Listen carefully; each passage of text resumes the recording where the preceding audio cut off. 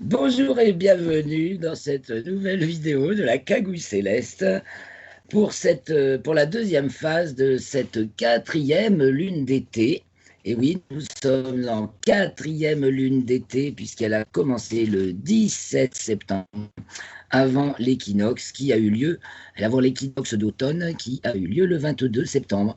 Cela enclenche donc une quatrième lune d'été qui prendra fin le 16 octobre avec la nouvelle lune qui sera, elle, la première lune d'automne. Donc depuis ce matin, depuis même à minuit et quart, la lune est entrée aujourd'hui dans le signe du Capricorne. Elle a atteint sa déclinaison minimale hors limite zodiacale, nous allons y revenir. Et le premier quartier à 3h54. Hein, donc tout ça s'est passé. Ben voilà, c'est passé. D'ailleurs, elle atteint sa déclinaison minimale après le premier quartier. Donc, cette nuit, dans la nuit, donc elle atteint sa déclinaison minimale, c'est-à-dire à l'étoile Nunki, ce qui permet de le repérer. Je vais partager l'écran et vous emmener un petit peu voir tout ça. Donc, on va y aller directement par l'article. Donc, l'article que vous pouvez retrouver sur Internet. Je mets le lien toujours en bas de la vidéo. Donc, voilà, ce soir, à regarder ce soir, donc, on va voir la Lune, à 21h, là, c'est, hein, à l'heure de leur culmination, grosso modo. Donc, nous avons la Lune. À côté, nous avons l'étoile Nunki du Sagittaire, qui est là. Et puis, nous avons Jupiter, Pluton, signalé ici, et Saturne. Donc, voilà le tableau de ce soir. Ça se couche, l'ensemble se couche entre 1h et 2h du matin. Donc, quand la Lune est conjointe à Nunki, cette étoile-là qui fait le haut de l'anse du Sagittaire, ben, elle est proche de sa déclinaison minimale. Alors, ça, c'est ce soir, et demain soir, à la même heure, et ben voilà, on voit le chemin qu'a fait la Lune. Elle était là en 24 heures. Elle arrive là. Elle est conjointe à Pluton en début de nuit. Vous voyez, 21h donc.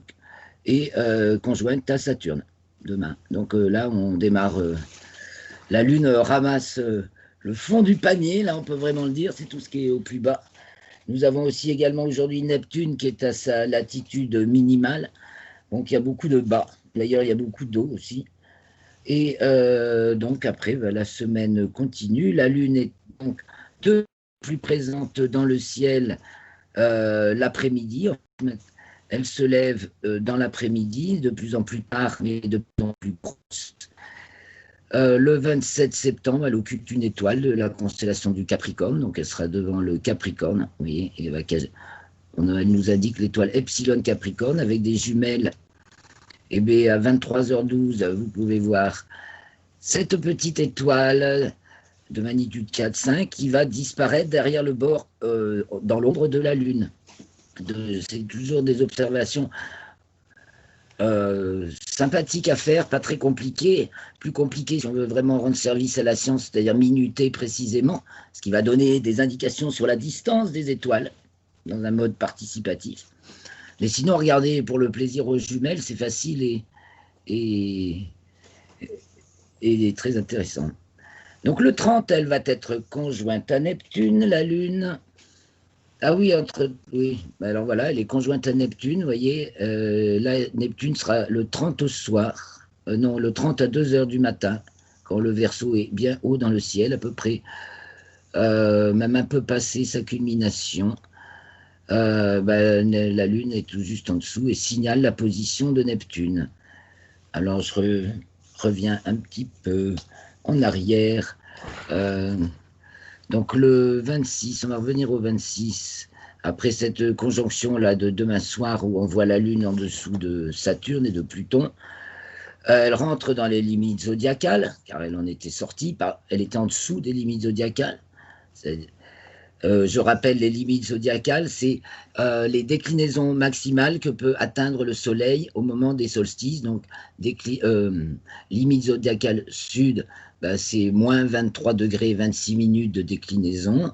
Et déclinaison limite zodiacale nord, c'est plus 23 degrés 26 minutes de déclinaison. Ces 23 degrés 26 minutes correspondent à l'inclinaison de l'axe de la Terre sur le plan de l'écliptique, le plan dans lequel on tourne autour du Soleil. Donc le Verseau, le 26, elle rentre dans les limites zodiacales, elle rentre dans le signe du Verseau également. Donc voilà, le 27, on la voit cacher l'étoile, occultée d'étoiles, une étoile de la constellation du Capricorne. Le 28, elle rentre dans le signe des Poissons. Le 29, on va y revenir. Le 30, elle est donc conjointe à Neptune et atteint sa latitude minimale. Aussi sa libration maximale en latitude, ce qui dégage des formations qui sont sur les limbes de la Lune. C'est toujours sur les parties qui se découvrent seulement au moment des librations. C'est intéressant. Le 1er octobre, elle rentre dans le signe du Bélier. Et c'est la pleine lune, alors à la fin de la journée, tout à fait, à 23h05. Donc cette pleine lune, on l'appelle la pleine lune des récoltes, donc pleine lune du 1er octobre, car c'est celle qui se produit au plus près de l'équinoxe. Ça peut être avant l'équinoxe ou après l'équinoxe, celle qui produit le plus près de l'équinoxe.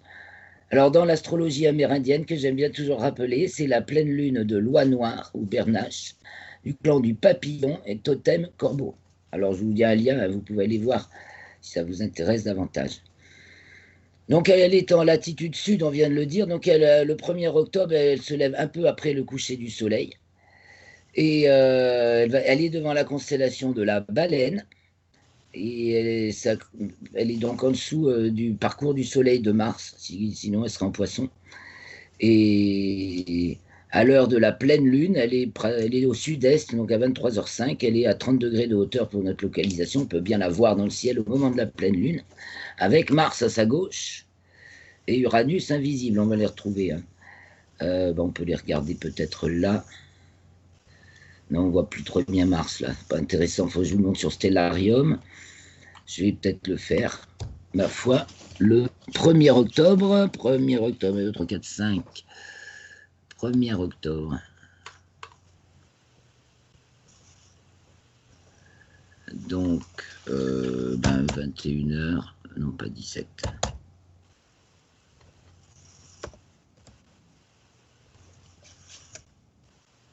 Donc, vous voyez, 1er octobre, 21h30 à peu près, Lune, Mars, Uranus. Donc le lendemain, le 2, elle va s'approcher de Mars. En fait, le 2-3, elle est conjointe à Mars et le 3-4 à Uranus, ça se voit. Et donc là, ce sera la pleine lune. Et après, avec Mars-Uranus, ce sera dans la semaine suivante, hein, après la pleine lune. Donc voilà pour ce qui est de la lune durant cette semaine. Que se passe-t-il également? Alors, c'est calme quand même, assez calme au niveau des événements célestes cette semaine. Nous avons Mercure qui change de signe en géocentrique, qui rentre dans le signe du Scorpion le 27. Et l'événement des planètes de la semaine, c'est Saturne qui reprend son mouvement direct le 29. Le 29 septembre, je rappelle que Jupiter a repris son mouvement direct le 13 septembre. Et Saturne, tenez, on va se les mettre dans le ciel, ils sont juste à côté, vous voyez. Et on peut même chercher Pluton, ça vous a... C'est pour se signaler Pluton qui est entre les deux pour l'instant. On va... Et... Ah ben, je l'ai perdu là. Bon.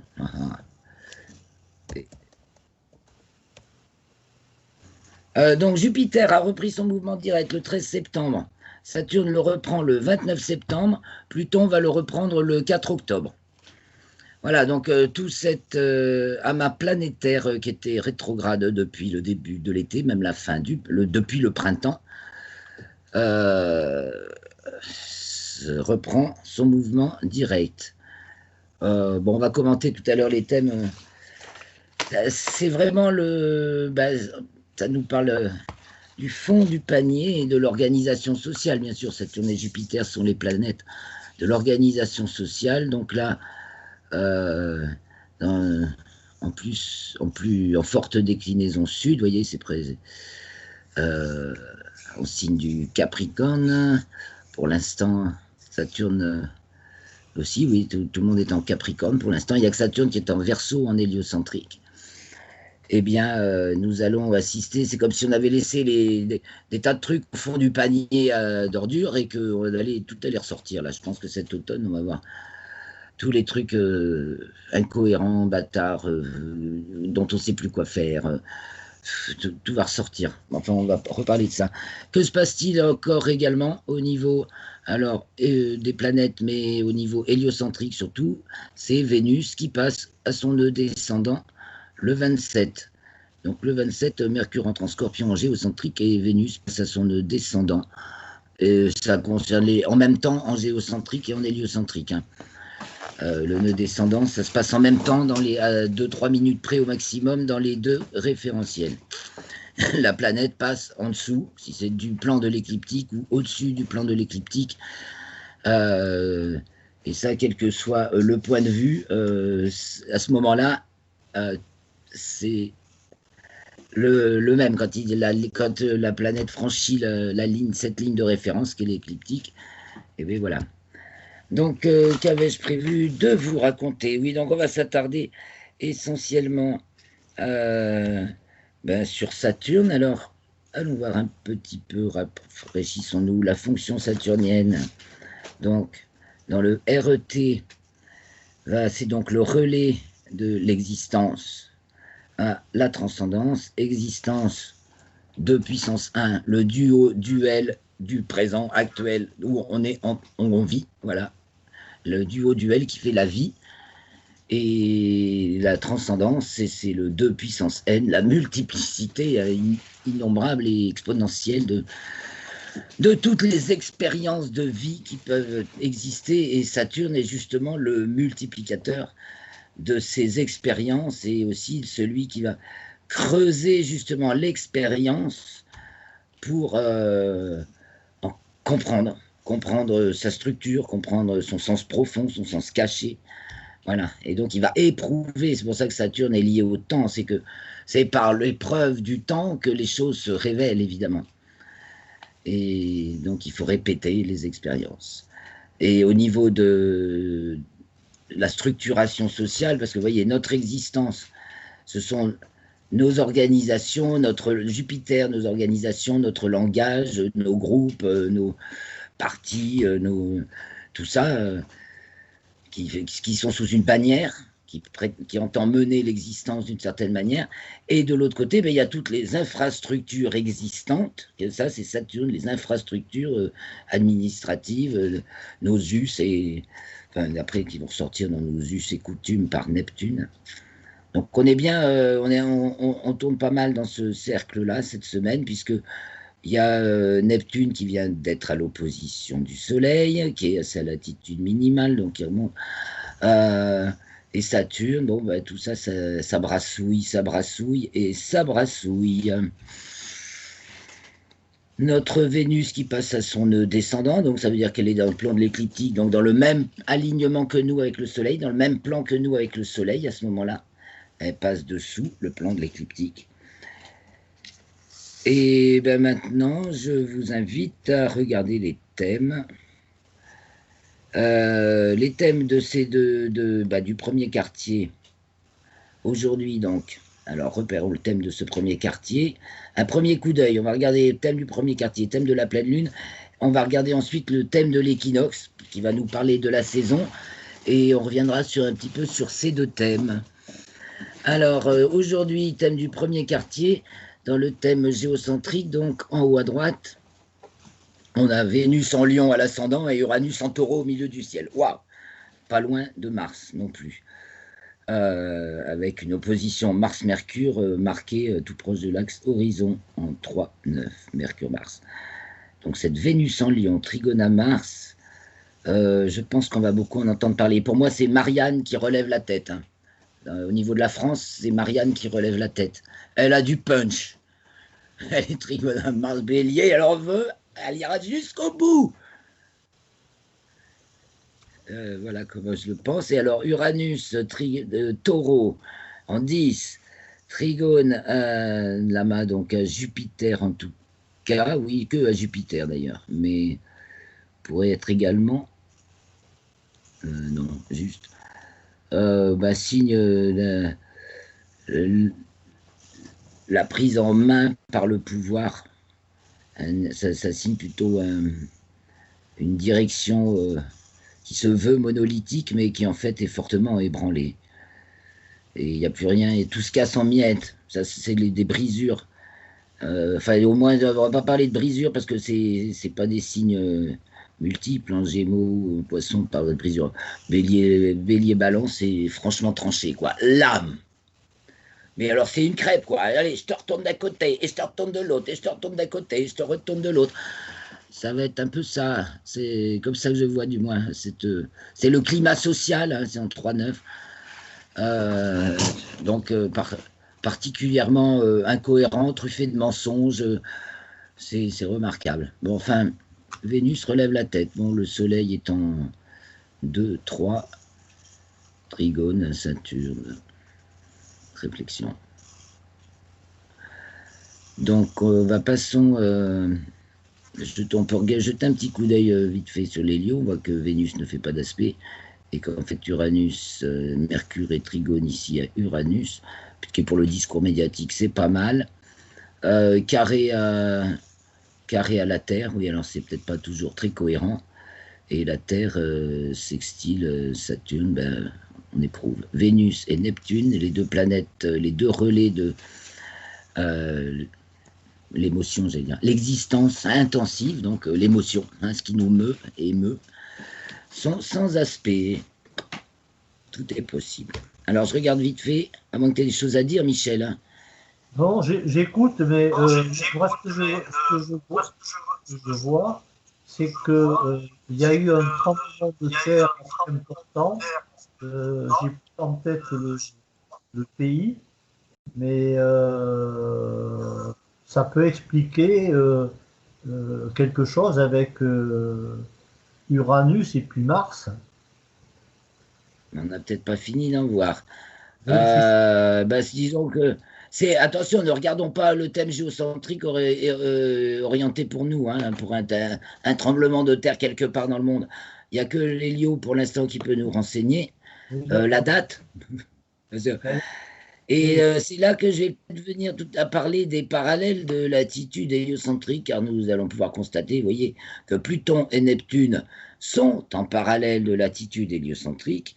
Et cette semaine, c'est exactement aujourd'hui, oh là là, aujourd'hui aux alentours de 10h15, Pluton doublé Neptune.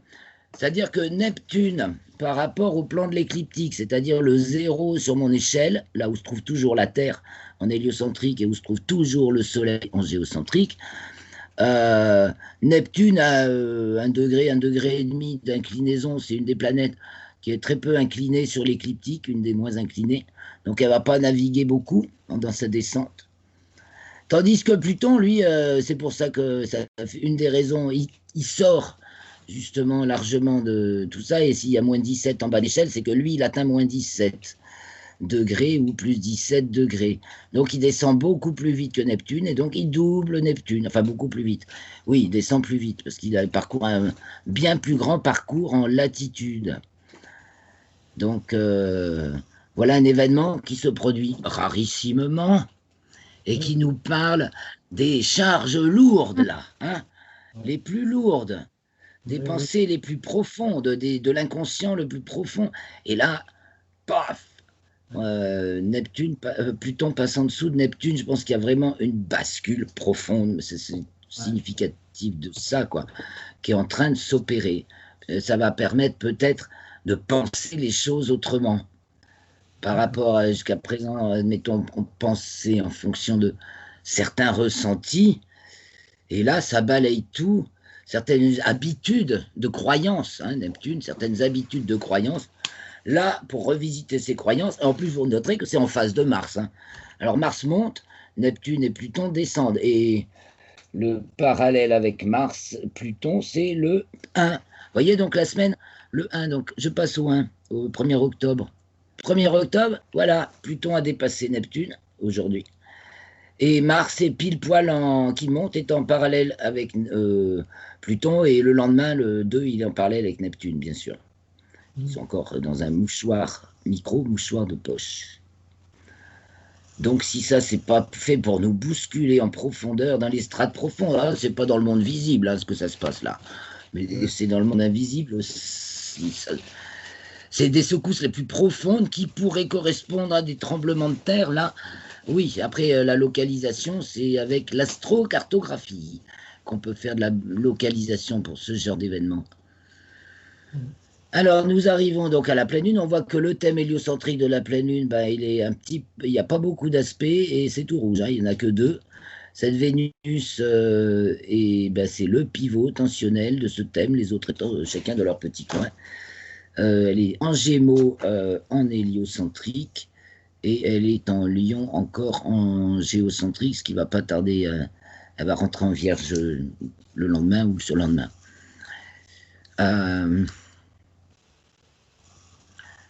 Anecdotiquement, on a aussi Lune-Mars qui vont être en parallèle de latitude en géocentrique, donc la Lune s'en mêle.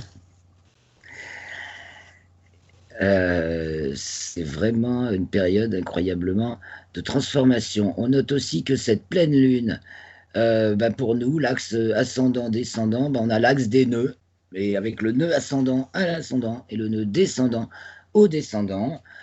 Alors que la précédente pleine lune, on avait la pleine lune. Si vous vous souvenez, la pleine lune du 2 septembre, on avait la lune se coucher au moment de la pleine lune, ou sinon le soleil. C'était au lever du soleil. Donc on avait la lune à l'ascendant et le soleil. Non, le soleil à l'ascendant et la lune au descendant. Pour la précédente pleine lune. Encore, donc ça veut dire que cette pleine lune était pour nous, ça veut dire qu'on est un des axes importants de cette pleine lune, de même que là on retrouve l'axe des nœuds à nouveau sur la ligne d'horizon à cette pleine lune d'octobre.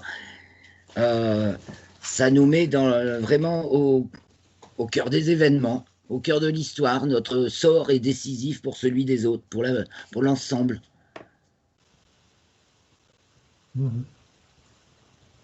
Alors, il y a aussi une magnifique... Alors, notre Vénus-Lion est magnifique au fond du ciel trigonal, lune bélier. Là, on sent qu'il y a du cœur, quoi. La France a du cœur, là. Il y a des gens qui ont du cœur, des femmes, des passionnariats. On voit beaucoup dans Vénus-Lion, hein. Mais ça va canarder de partout, hein. Oh là là, putain, c'est Neptune et Uranus qui font 2 aspects tensionnels à Vénus en héliocentrique. Ça va canarder, mais on dirait que ça tient le coup. Ça c'est les luttes intérieures, ça remet beaucoup de croyances en question, d'attachement, de faveur, de faveur prioritaire.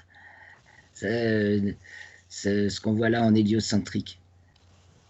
Donc voilà, et donc on va regarder le thème de la balance de l'équinoxe d'automne qui a eu lieu le 22, et donc nous sommes maintenant en régime soleil-balance, le soleil dans le signe de la balance, pour l'instant devant la constellation de la Vierge, et Mercure est d'ailleurs aligné avec l'étoile Spica de la Vierge, qui marque le 25e degré du signe de la balance, ce qui n'est pas...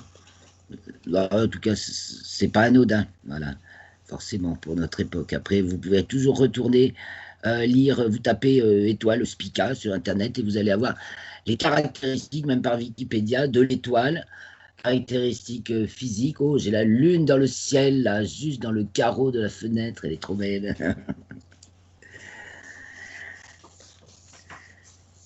Donc une petite note de plus fort intéressante. Donc on voit que ce thème pour nous, Mars au fond du ciel en bélier, déjà rétrograde, et Mercure au milieu du ciel en balance, en 9 encore. C'est les brisures, enfin pas des 1000 morceaux, enfin c'est vraiment l'effondrement, quoi. Hein. avec plusieurs schlorf, schlorf, schlorf, schlorf. C'est comme si on descendait de nos illusions par paliers. Ouais.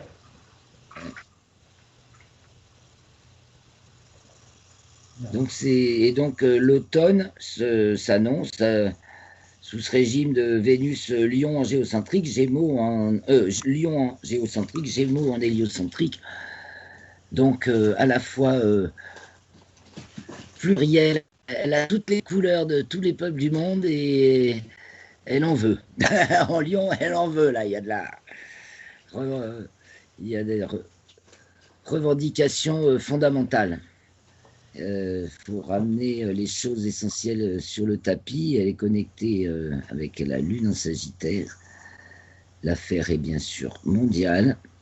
Et voilà, c'est la chaleur du cœur et de l'intelligence contre les idées noires, fermées et arrêtées.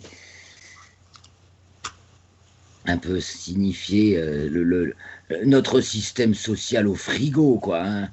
On pourrait le voir comme ça. Pluton, Jupiter, Pluton, Saturne, on voit un truc complètement fossilisé. Il est mort, le système. Il est mort, déjà. Il est archi-mort.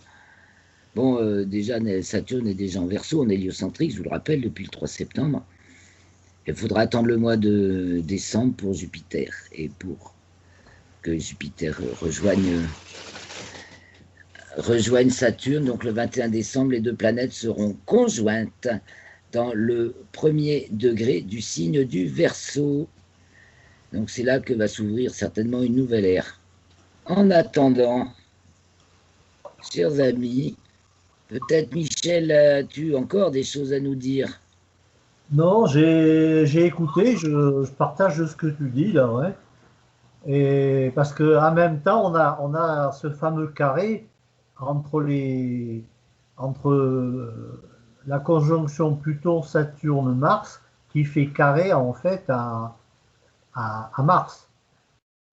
Pluton, Saturne, Jupiter qui fait carré à Mars, oui. Ouais, Mars est en rétrograde, effectivement, ouais, ça va tenir génial, ça va tenir toute la rétrogradation de Mars, ouais, parce ouais, qu'il est à 26. Donc, il va avoir voilà, il va rétrograder, et puis ça va rester effectivement en carré tout l'automne. tout l'automne, oui. Donc, Et ouais, vraiment l'affrontement, quoi. C'est la lutte avec ce Mars Bélier, les autres, la ouais, lutte acharnée contre ouais, l'immobilisme le plus total, mais en même temps qui recèle la graine ouais. du futur. Et en même temps, Mars qui titille en opposition Mercure, si tu veux, Oui.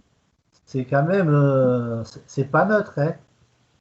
Il y a, en Non, fait, c'est agaçant au possible. Il n'y a rien il n'y a pas un propos qui peut être tenu sans être démenti. Enfin, il y a voilà, et, à qui se fier en termes je crois de propos, de vérité. ouais, Alors, espérons je crois qu'il faut qu'il y se a fier des avancées. à son intuition, hein. Faut pas se fier au reste, hein. C'est Ben, bon, nous, à notre bon sens, à notre lecture des astres, hein, parce que c'est quand même le mieux, c'est de se fier aux repères naturels. oui, oui, oui, Et oui, c'est le bon, s'il y a un bon côté dans la Révolution française, il était là. Il était dans la volonté de se rassembler d'avoir comme fondement philosophique, spirituel, les valeurs naturelles, celles de la terre et du soleil. Donc c'est pour ça qu'ils avaient créé un calendrier en fonction des signes du zodiaque, saisonnier bien sûr. Ils se trompaient pas, ils se sont pas trompés et qu'ils ont choisi le mètre comme unité de mesure, car s'ils cherchaient une unité de mesure naturelle et universelle. Donc c'est pour ça qu'ils sont partis arpenter le méridien pour mesurer exactement la longueur du méridien terrestre et déduire que le 40 millionième, c'était le mètre. Chose extraordinaire, c'est qu'on retrouve les travaux de Didier Massou mettent en évidence que, et puis d'autres maintenant aujourd'hui, que le mètre, on le connaissait à l'époque de Carnac, que les alignements de Carnac, par exemple, et d'autres, euh, tradu, trad, traduisent le fait que ceux qui les ont bâtis connaissaient, employaient le mètre. Parce que le mètre est une mesure issue de la nature. Mais aussi, avant, on avait de notre nature commune. Avant, on avait des mesures issues de la nature qui étaient le pouce, la coudée, etc. Bon, eh bien, chers amis, je vous donne rendez-vous jeudi prochain, j'espère, car ce serait peut-être dans les vignes à couper du raisin, donc je serai obligé peut-être de reporter